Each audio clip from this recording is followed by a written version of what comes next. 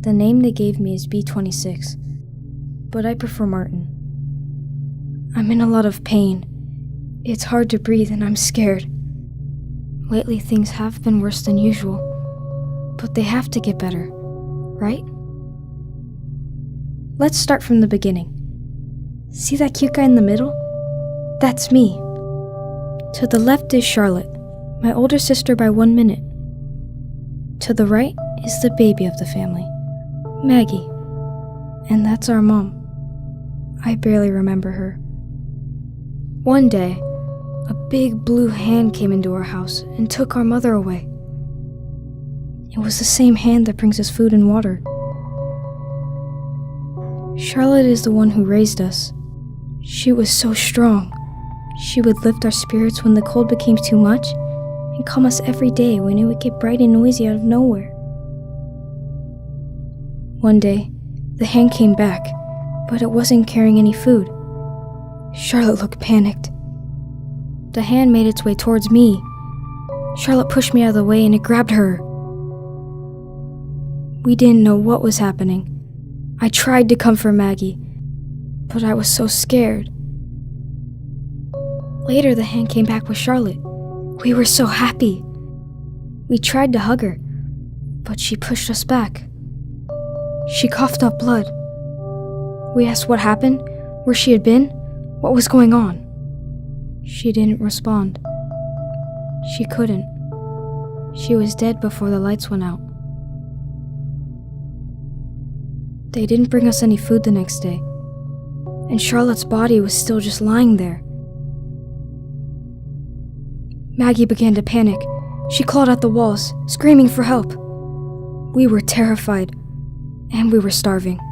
We knew we would die if we didn't eat, and the hands that fed us were nowhere in sight. Suddenly, the hand reached into the cage and pulled me away. The hand slammed me against the table. They poked a big needle into my belly and filled me up with some liquid.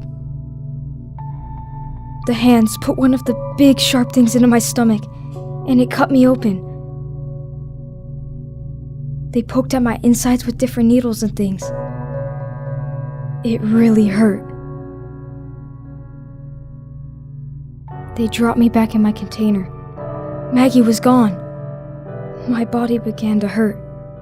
Terrible pain. The same thing that happened to Charlotte was happening to me, but I didn't die. I just kept hurting. I didn't think I'd make it through the night, but I did.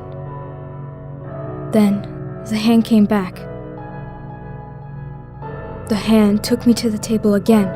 It cut me open. It scraped at my insides and tore out a piece of my chest. I could barely breathe.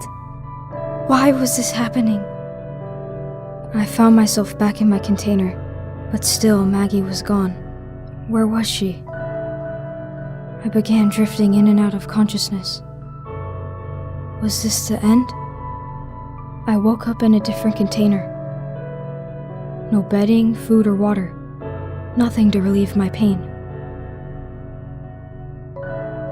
Then the hand came in carrying another mouse. It was Maggie! She told me all of the horror she went through, and her story was the same as mine. But at least I'm finally back with her. Maybe things will get better. She's suffocating. So am I.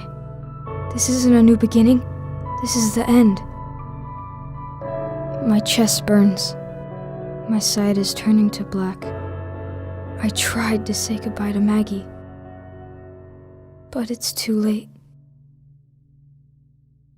Right now, millions of rats, rabbits, primates, cats, dogs, and mice are locked in cages suffering in laboratories. You can help them by only buying products that are cruelty-free. Thanks for listening.